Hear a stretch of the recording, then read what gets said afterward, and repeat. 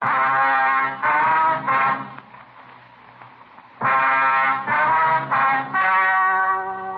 story you are about to hear is true. Only the names have been changed to protect the innocent. Fatima, best of all king-size cigarettes, brings you Dragnet.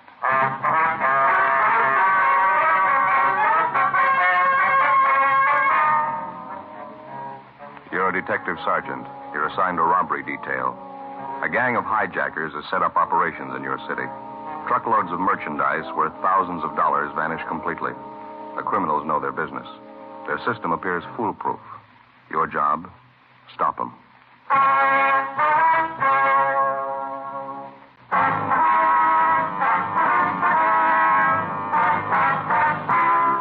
Dragnet, the documented drama of an actual crime. For the next 30 minutes, in cooperation with the Los Angeles Police Department, you will travel step by step on the side of the law through an actual case transcribed from official police files. From beginning to end, from crime to punishment, Dragnet is the story of your police force in action. It was Saturday, November 8th. It was foggy in Los Angeles. We were working the day watch out a robbery detail. My partner's Ben Romero. The boss is Captain Didion. My name's Friday. I was on the way back from R&I, and it was 11:23 a.m. when I got to room 27A. Robbery detail. Joe? Hi. Where you been, anyhow? I've been sitting here 20 minutes waiting for you. Oh, I'm sorry. I've been checking a couple of names through R&I. It took a little longer than I figured. The least you could do is leave a note in the book. I do the same for you. I've been sitting here 20 minutes. Oh, I told you I'm sorry. What's the matter? You feeling well? No, I'm all right. It's just like a little cooperation, Joe, that's all. Well, what's the matter with you? Oh, I don't know. I guess I was mad when I woke up. Got a crazy house. Well, what's the trouble? Did you have an argument with your wife? In-laws are visiting again. 6 of them. Oh, where are they sleeping? All over the place. 4 adults, 2 kids, and a gray fox terrier. He's not even housebroken. Yeah. How long are you going to stay? A couple of days? 2 weeks. I don't know how I can last it out, Joe. They're crawling all over the place. Kids screaming, dog tearing up the front room, no privacy. I don't know what I'm going to do. Well, why don't you just level with them? Ask them if they wouldn't mind staying at a motel for a couple of days. I suggested that to the wife this morning. What'd she think? That's when the argument started. Oh. Hey, I almost forgot to tell you that truck driver finally showed up, that Frank Burris. Oh, yeah, it's about time. Where is he? Took him across the hall to the mug room. Got him checking out some coming-out mug books. Guess we better see how he's doing. All right. He sure took his time getting here, didn't he? Yeah, didn't offer any excuses. He's no more help than he was yesterday. Yeah. Surly. Not very cooperating. How you doing, Mr. Burris? You remember my partner, Sergeant Friday. How are you, Burris? I got a headache. This is just a waste of time wading through all these pictures. I've been through 2 of these books already. I couldn't identify any of the guys. Yeah, well, we know it's pretty tedious. We'd just like to have you check through a few more volumes, if you wouldn't mind. Look, I don't mind giving you a hand when I got time, but I got things to do today. I got something on for tonight. Have to get a haircut, my suit pressed. Well, this thing's pretty important to us, Burroughs. I know we're putting you out, but we need every lead we can get. We'd certainly appreciate it if you could just give us a little more cooperation. I don't know what else I can do. I told you everything I know, just the way it happened. A few more things we'd like to ask you about, sir. Some of the details you didn't make quite clear. Oh, what details? How do you mean? Details about the hijacking. Mind going over it again for us? I laid it out for you the last time you talked to me, just the way it went. It's the same as the rest. Well, how do you mean the same as the rest? Well, the other hijackings are the same as those, no different. You pretty familiar with the other jobs, are you? Oh, followed them in the paper. Read the bulletin the cops got out on them. It's up on the dispatch board in the garage. Hey, is that fresh water in that cooler over there? Yeah, I think so. Help yourself. Thanks. Gotta have a couple of aspirin for this headache. Can't take aspirin without water. Yeah.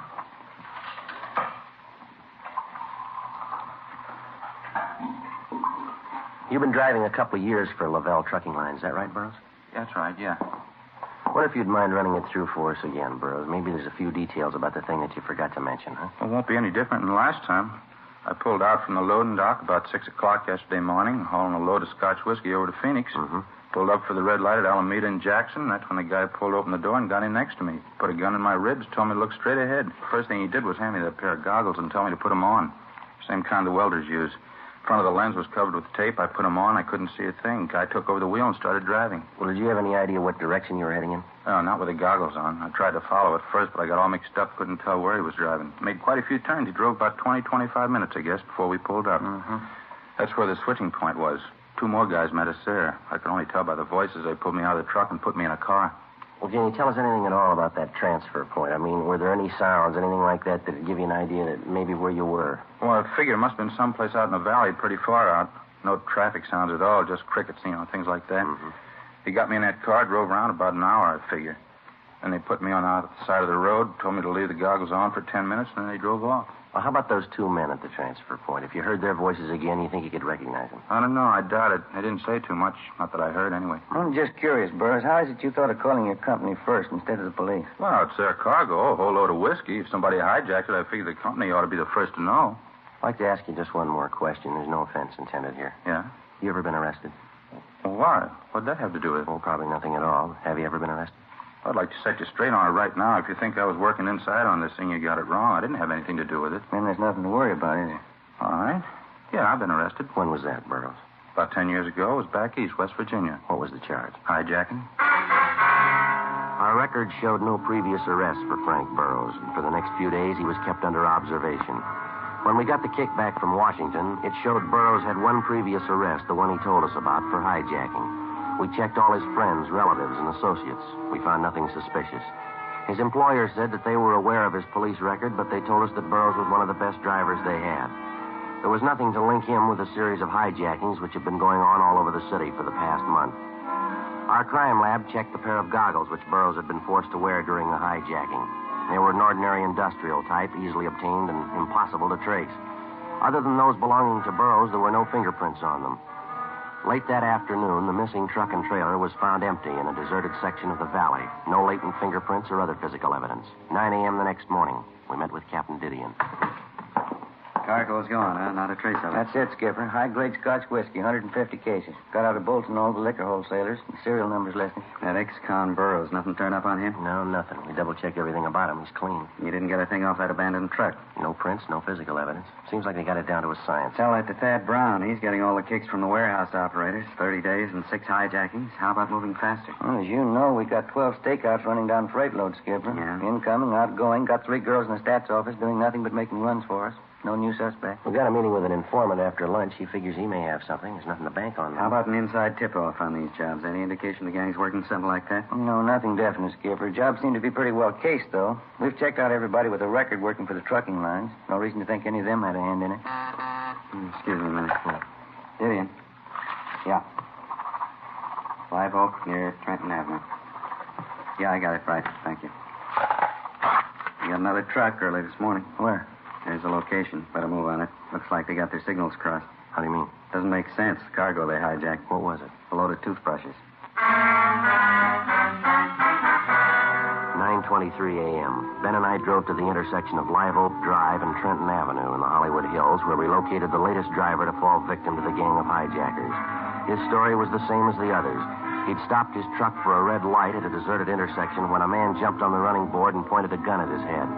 The man with the gun took over the wheel and forced the driver to put on a pair of blacked-out welder's goggles. Then the truck was moved to a remote spot where the driver was transferred to a car and later released in a remote section of the Hollywood Hills. The hijacked truck was found empty a day later. And again, there was no physical evidence, no fingerprints. The driver could add little to what we already knew. The only point that made the case any different from those that had gone before was the cargo that had been stolen, a load of toothbrushes. We began an immediate check of the neighborhood where, according to the driver, he was first held up. It was a fairly remote intersection in the San Fernando Valley. After 4 hours of interviewing ranchers and gas station attendants, we talked to the operator of a practice driving range for golfers located just off the highway. His name was Fred Garrison. Matter of fact, I did notice something out of the ordinary this morning. A little before 6 a.m., I think. Spotted this big semi turning off on that dirt road down the highway there. Which dirt road is that, Mr. Garrison? Oh, right up the highway there. See it? Oh, yeah. It turns off by that clump of trees. Mm-hmm. Couldn't figure out why a big truck and trailer be taking that road. Doesn't make sense. How do you mean, sir? Well, it's a dead end. No reason why a driver would turn off there by mistake. There's a big sign right there at the intersection. Says not a through street. Right there. See it? Plain as day. I wonder if you could describe the truck for us, Mr. Garrison. Well, it's pretty good size. One of those big aluminum jobs. Black lettering on the side, I think. Yeah, it turned off the highway, went down the dirt road a little ways, and then it turned off into that grove of trees, and the driver cut the lights. Mm-hmm. Did you notice any activity going on at all? No, I didn't. Oh, maybe I should have walked over and checked it. I figured it was just some truck driver pulling up to catch a few winks of sleep. I see. My boy Dave was with me at the time. Wanted to check it, but I told him to mind his own business. He says a couple of minutes after the truck pulled in, he saw a gray sedan come down the road and park next to the truck right in that same clump of trees. Well, now, didn't all this look a little suspicious to you, sir? Oh, I suppose so, in a way. I just don't like to meddle where it's not my business, that's all. Well, did your boy Dave get a good look at this gray sedan? Do you know that? You want to come in the office and sit down? Sure. Oh, thanks. Hey, it's sit right there if you like. Fine, thank you. Let's see now. Where were we? About your boy Dave? Oh, yeah. You said that he saw a gray sedan pull in next to the truck over in that clump of trees. Did he mention anything else that he noticed about the car? I mean, other than the fact that it was a gray sedan. Well, yeah, I think he did say something else about it. Now, let's see. Wasn't listening too close at the time. Dave's doing some errands downtown for me right now. He'll be phoning in pretty soon, though. I can ask him about it then. He paid a lot more attention to the thing than I did. Well, how long were the truck and trailer and that sedan parked in the grove of trees? Do you remember that? Well, not too long. Maybe 15, 20 minutes. Mm-hmm. The car pulled out first and took off down the highway away from town. That way, see? Mm-hmm. And the truck and trailer left a few minutes after. What do you figure they were up to? We've got an idea. What time was that again, sir, when you saw the truck turn off the highway onto the dirt road? About 6 a.m. Maybe a few minutes one way or the other. I wonder if you'd show us the exact spot where you saw that truck park, would you? Oh, sure. Here. You want to come over here with me to the window? All right.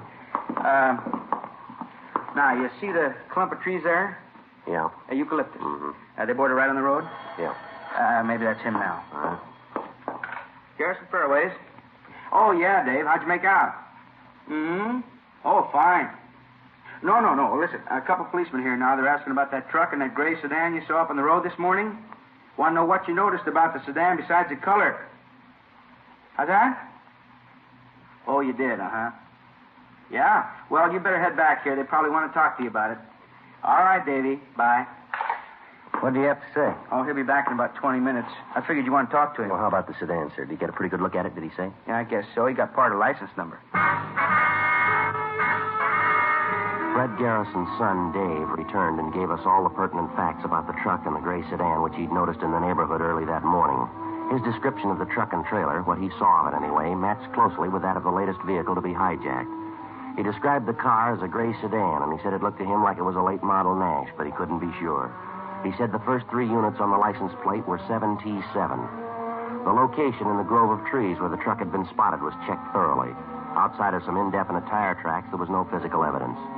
4:10 p.m., we put in a call to DMV and asked for a rundown on the 3 license plate numbers. The next morning, DMV returned to us a list of more than 1,000 auto registrations, which began with the figure 7T7. We went down the list and gradually eliminated 600 of these as not being physically close in description to the car seen by Garrison's boy, Dave. We kept checking. Almost 300 more on the list were registered in distant parts of the state. That left us with over 100 vehicles registered in or around Los Angeles to check out. It went slow.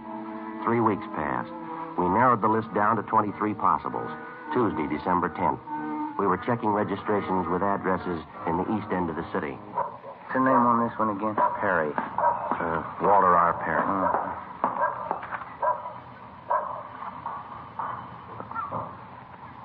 Garage is straight back to drive. There's a car parked in it. Yeah. Let's try the bell again, huh?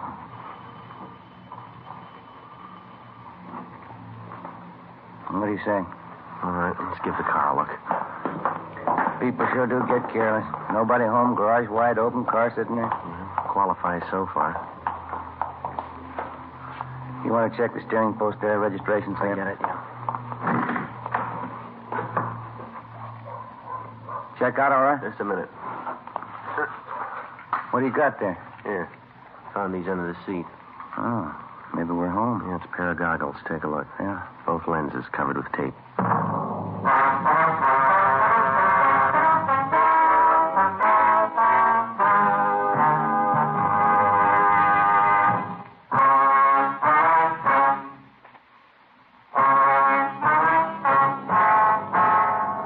Tuesday, December 10th, 2:15 p.m.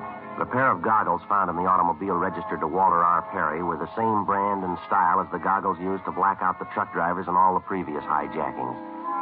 Ben and I searched the car, but we failed to come up with any additional physical evidence. We left the garage, checked the house again to make sure that there was nobody at home. Then we went down the street close to the house to where we'd parked our car. We put in a call to R&I and requested a make on Walter R. Perry. He had no previous criminal record. A few minutes later, we spotted 2 women loaded with grocery bags come down the street, go up the stairs of the Perry house, and let themselves in with a key. We went up to the front door, rang the bell, and the younger of the 2 women answered. Dark brown hair, blue eyes, about 5'6", 28, 29 years old. We identified ourselves, and she showed us into the living room. She told us her name was Leona Perry and that Walter Perry was her husband. They'd been married 11 years, no children. We asked her where her husband was, and she said he was out of town on a business trip up north to Monte Vista, California. We asked her what line of business he was in. Well, right now, Walter's a jewelry salesman. He works for himself. Has to do quite a bit of traveling. Your husband's blonde, about 5'9", 160 pounds, is that right? Yes, that's right. How'd he go up north, ma'am, do you know? Well, I think he went up by train. I'm not sure. You have any idea how we might contact your husband up north? No, I'm afraid I don't. He said he had a couple of business appointments in different towns in that area up there.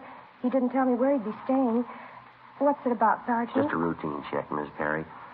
Is that a photograph of your husband over there on the piano? Yes. Mm-hmm. When's he expected back, do you know?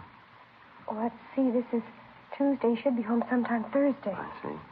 A minute ago, you said right now your husband's a jewelry salesman. Is that his usual line of work? No, Walter's a truck driver.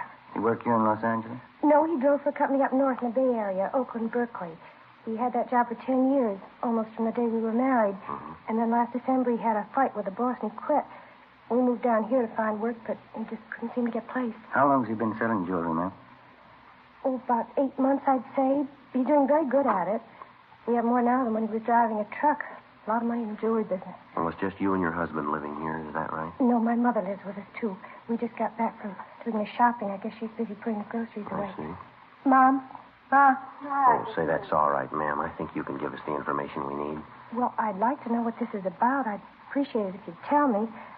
Walter isn't in any kind of trouble, is he? Just a routine investigation, Miss Perry. Doesn't necessarily mean your husband's involved. I can tell you right now, my husband isn't involved in anything.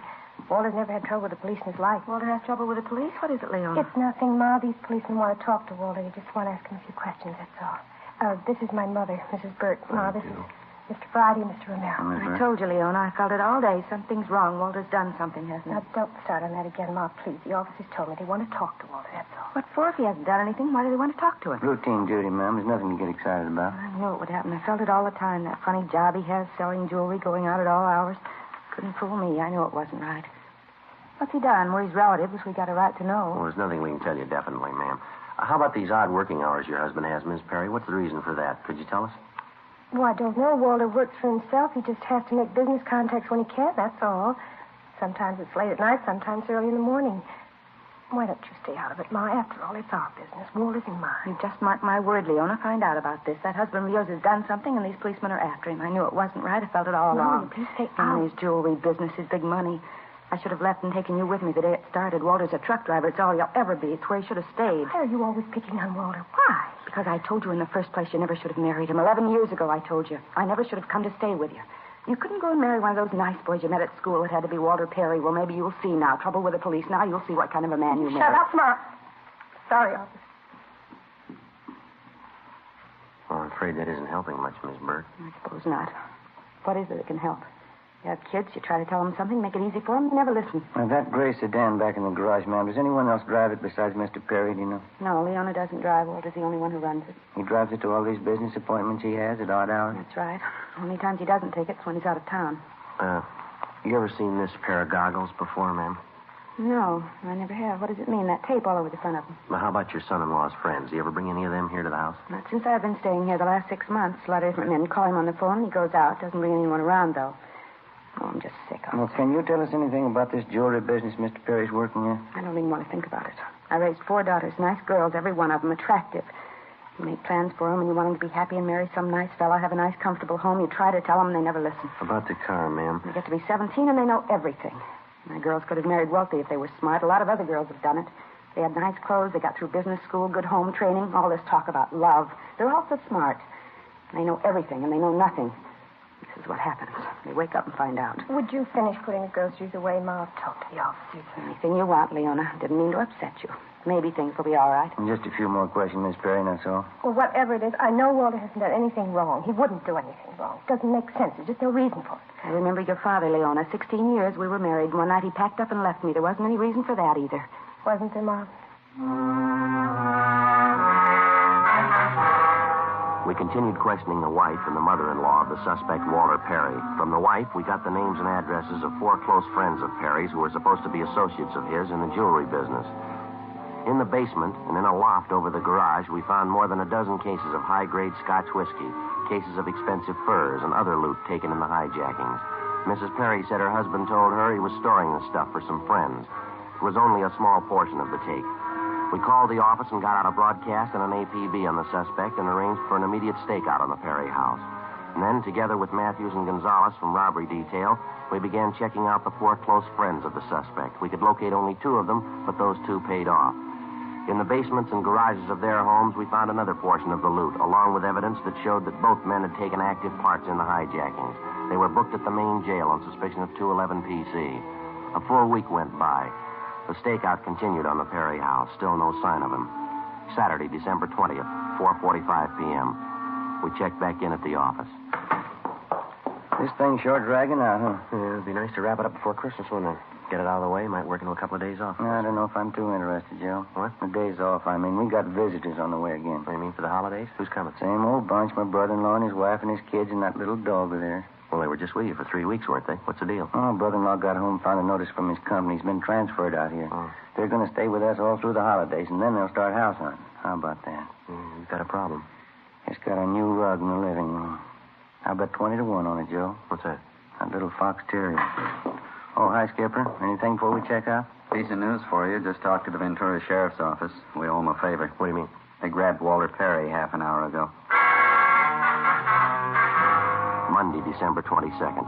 Suspect Walter Perry was returned to Los Angeles. He was taken to the interrogation room where Captain Didion, Ben, and I questioned him for almost 2 hours. He was confronted with the evidence and testimony against him, and after another hour and a half of interrogation, he broke. He gave us a full signed statement describing his part in the campaign of hijackings. He also gave us the names of everyone in the gang, how they participated, and to what extent. He said most of the property looted from the hijacked trucks was stored in a rented barn located at the north end of the San Fernando Valley. A detail of men checked it and confirmed the information. The suspect's wife, Leona, was notified of her husband's arrest. 1:35 p.m. We completed our interrogation. That's it, Perry. Let's go. You asked me a lot of questions. How about it? Can I ask you one? What's that? Well, why do you think I did it? Why I got mixed up in this? Well, according to your statement, you wanted the money, isn't that it? Well, you've been out to my house, haven't you? You met my wife? Yeah, that's right. I guess you met her mother, too. Yeah. Well, then you got it. Nobody in the world could make me go for a hijack deal, but she could. I even remember the morning I'd made up my mind to do it. I was out in the kitchen. I could hear yapping at Leona in the other room, same old roasting. Mm-hmm. A lousy truck driver, that was me. 11 years the wife and I had been married. Her mother lived with us, 9 of them. Didn't get any better, didn't get any worse, just the same old yapping, her and her 4 girls. Why couldn't they listen to her? They were the best girls in the world. Why couldn't they marry money? Why did it have to be guys like truck drivers, stupid truck drivers? Same thing every day, always the same. 9 years of it. So I went out to get enough money to rub in her face, enough to make her choke on you. You can hate somebody for that. I don't know how many years they'll give me, but I'm going to hate her, every one. Dad? Oh, hi, Olson. Going over to main jail. This one ready to go? Only be a minute, Rex. Right. Thank you. All right, Perry. Yeah. Sergeant, my wife's been told, huh? She knows about it? She's waiting outside in the hall with her mother. You can see him on the way out. Oh, thanks. Walter. Hi, honey. I'm sorry. Walter, why did you do it? Ask your mother there, honey. You heard as much of it as I did. 9 years worth. I guess it finally got me sick. She wanted you to have money, so I went out to get it. You come and see me when you can? Leona isn't going to any jail to see you. I knew it all along. I knew what your words, the truth. She never should have married you. All right, Perry. Let's go, mister. Walter. Walter. Why? How you figuring? I don't know. How about some coffee? Okay. Sure is funny. You see other people sweating it out, your troubles look like nothing. I'm just thinking about it. What's that? Those in-laws of mine. What about him? Guess I haven't got it half bad.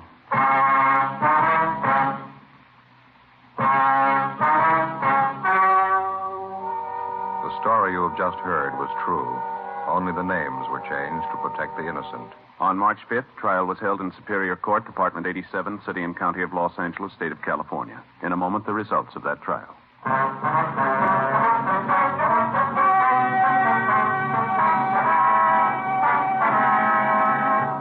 Walter Richard Perry was tried and convicted on several counts of robbery in the first degree. He was sentenced to the state penitentiary for the term prescribed by law.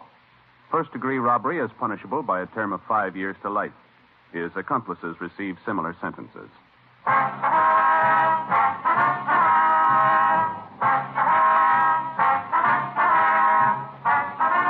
You have just heard Dragnet, a series of authentic cases from official files.